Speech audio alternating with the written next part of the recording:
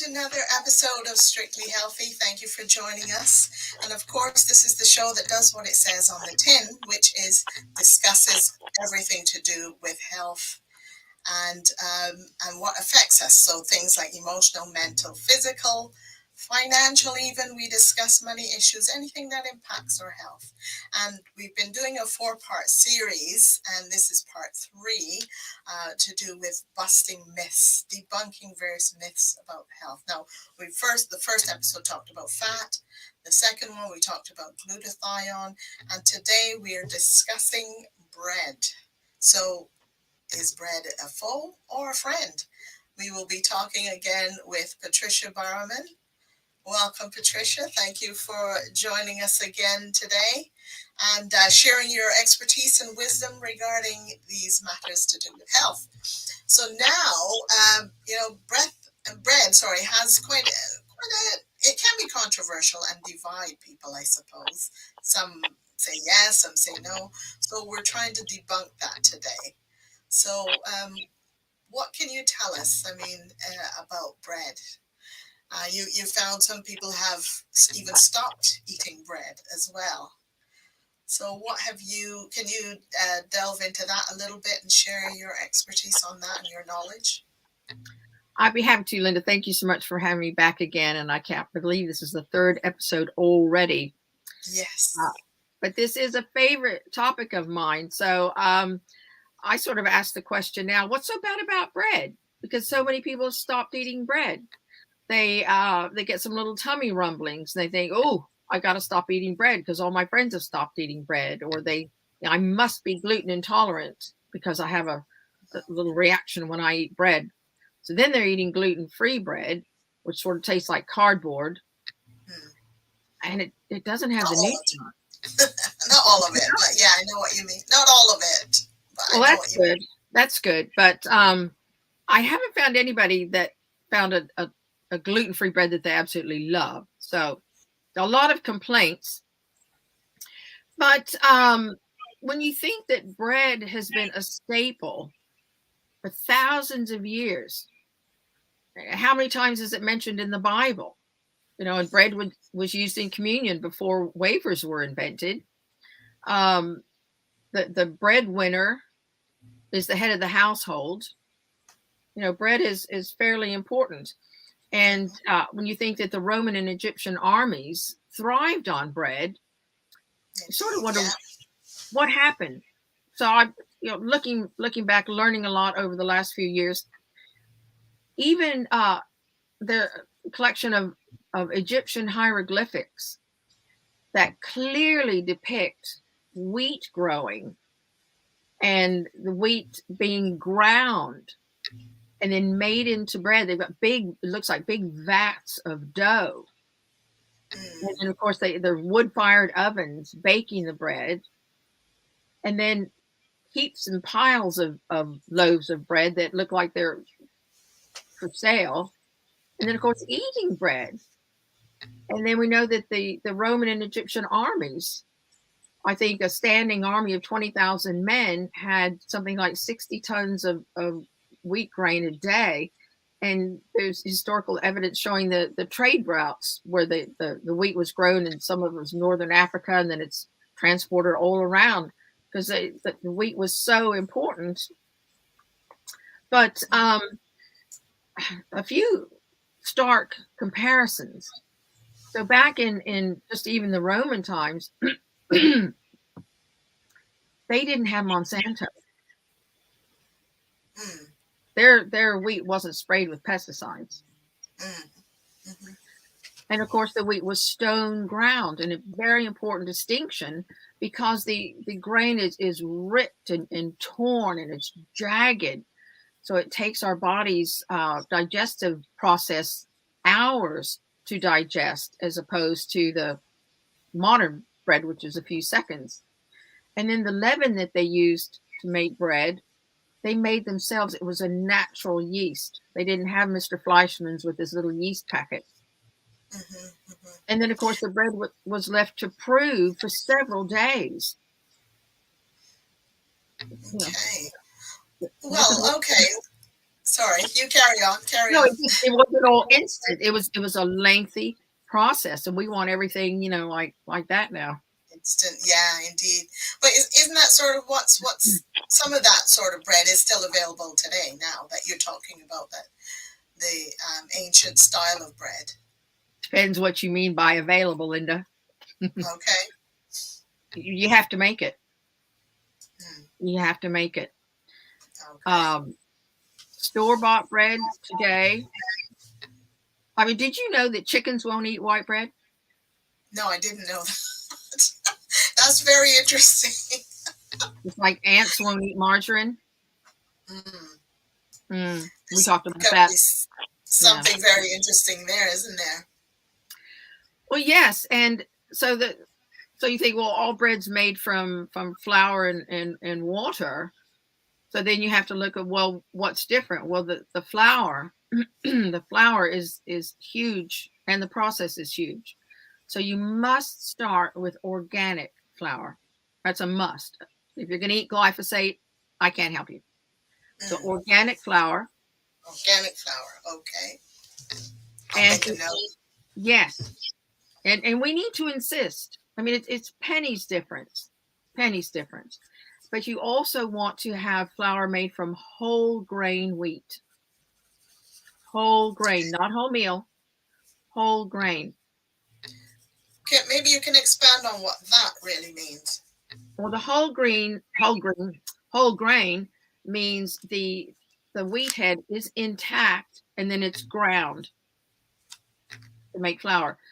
So the flour that you and I have used, because we make the same bread, it's organic, but that whole grain, before it's ground, it's sprouted. Right. What does sprouted mean It it exactly?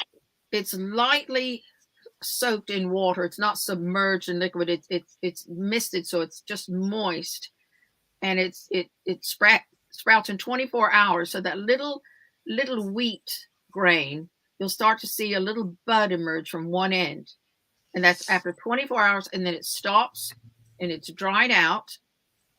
Now that modifies the starch.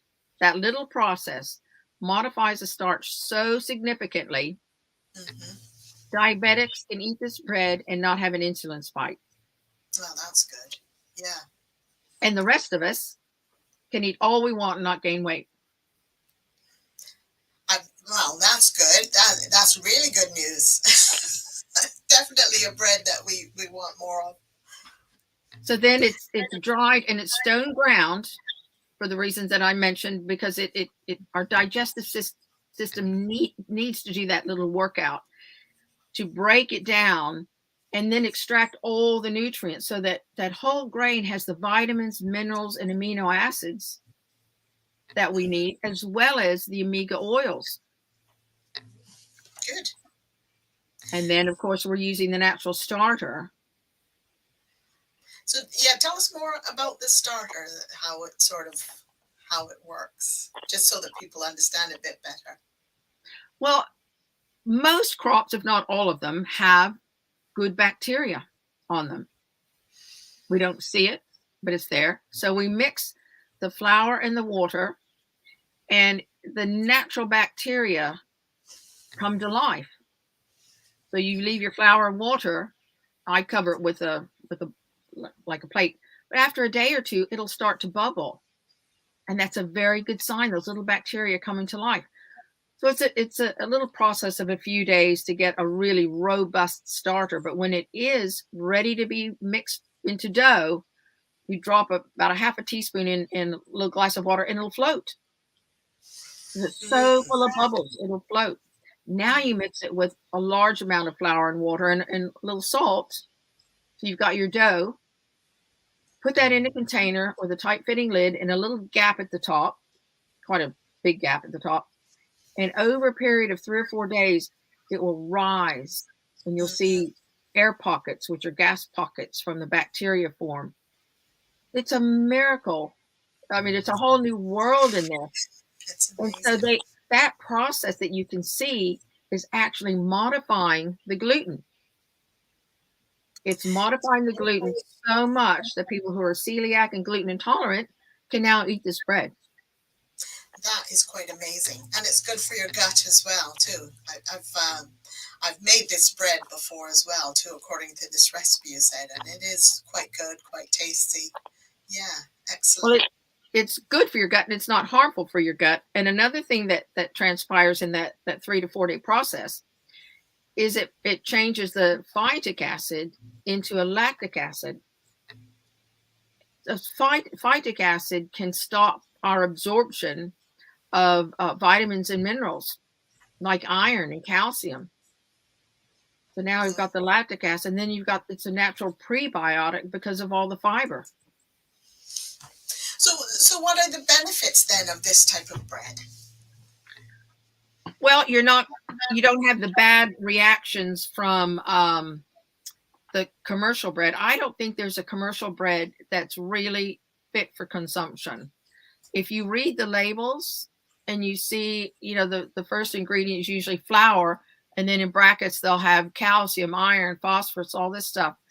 Mm-hmm. Well, if they had the whole grain flour, they wouldn't need to add anything into it. The label should say flour, water, and salt. Ah, so down to the very basics, really. Yeah. The very basics. And then I baked this morning for you. Oh, for your listeners. For your listeners. And So this is a loaf of bread. Yeah. I baked this morning, and I put sunflower seeds and pumpkin seeds on mine, mm-hmm. and they're inside as well. That looks amazing. I wish your listeners could smell it and taste it. Yes, yeah. I can almost smell it and taste it from here. I know it's very tasty. This, just to show your viewers, I shouldn't say listeners, say viewers, this is the inside. Now, traditional sourdough bread has those big holes, those big pockets. And this has smaller ones because of the whole grain flour. It's denser. It's a little heavier. We do mix 50-50 whole grain with a good organic stone ground white. But look, it's just as soft as anything. It's not like a brick then. It's not like the doorstops I used to make before I learned how to make it properly. But it's, white bread, if you did that, it would stay squished. And it has elasticity. It's going to be a little chewier to eat. Not hard and rough, but it's fun. Mm-hmm. I think it's just really fun. I sometimes put garlic in mine. Oh, yeah. Caraway seeds give it a great flavor. Chili and cheese. I mean, there's just no end to what you can do to change this up. But look how beautiful that is in there. That is beautiful. Yeah. That's all a natural leaven. Mm-hmm. A natural leaven in there. So if you could run through some of the benefits then of this type of bread. Oh, the health benefits, not just the taste benefits. Huh? Yeah, not just the taste benefits, but the health benefits, indeed, yes. Well, women who eat whole grains weigh less, and I can attest. I mean, okay, so I made that this morning. What you don't see is the bit I've eaten. Half a loaf of bread already today. I don't gain weight from it. And whole grains reduce the risk of metabolic syndrome. Mm-hmm.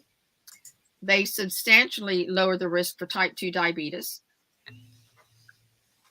A statistic says 13% lower risk of developing gallstones. And I think we know it promotes good gastrointestinal health. Mm-hmm. And wheat bran specifically has a property about it that helps protect against colon cancer. Really? That's good. That's significant. Yeah. And, with all the bad press that bread is getting, it's never about sourdough bread. It's like a different world.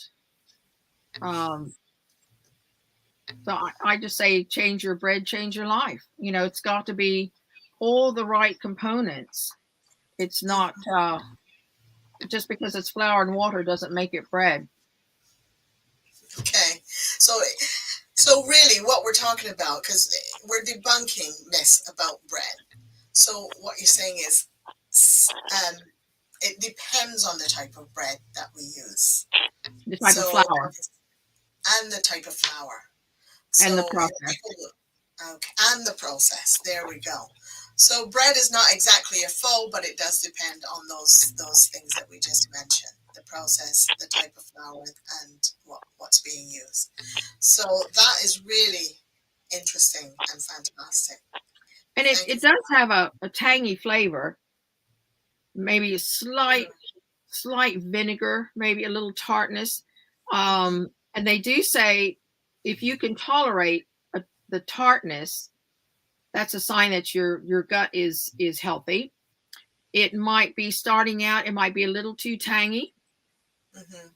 So you can cut back on that fermentation process and control the tanginess by controlling the fermentation Yeah, process, the fermentation. it can ferment for about 4 days. Really, is what I think celiacs and gluten Hmm. intolerance can manage, because it's broken down the flour and The gluten, the the gluten. gluten. By that time, it's broken down. So that's really fantastic news. Very good to know that. So if people want to make the type of bread that you're talking about, uh, can you share some information regarding how they can go about doing that? Well, yes, if they contact me through you, I think they can contact me. We have in-person classes as well as online through lockdown. When we couldn't meet, I was sort of forced to develop an online. So you're in your kitchen using all your equipment, following these steps. So we Zoom and have little chat groups so we can ask questions and show each other pictures of how we're getting on. It ended up being really fun. And, Mm, and so I've taught people in America as well. nice. And we Okay. have the flour source here. The flour can be shipped to you. It is the specific flour that we use can be posted to you. Yes, because it is special flour, really, is what you're saying, is that that can be used or should be used to make this bread. So that For is really for the good nutrients, yeah. for the, yes, yeah. Very good. So, thank you, Patricia, for your time and for sharing that bit of information to us. I think that's really interesting and fantastic news. So, of course, let's see, we've discussed, this, this is part three of what we're talking about with regard to health.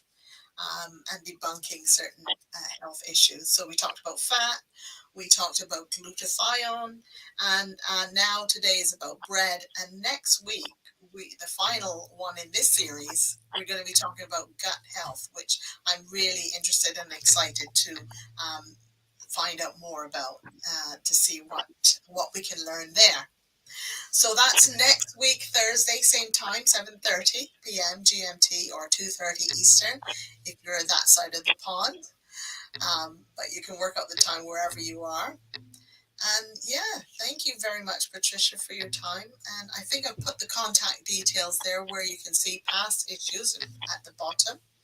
It's on Strictly Healthy channel. Just look for Strictly Healthy Show on YouTube and you will get that information. And on Instagram, Strictly Healthy UK, and email strictlyhealthyuk@gmail.com. So you've got all the contact details if you want to find out about Patricia's course regarding how to make this special bread. Please feel free to do that. So that is it. And we'll see you next time, same space.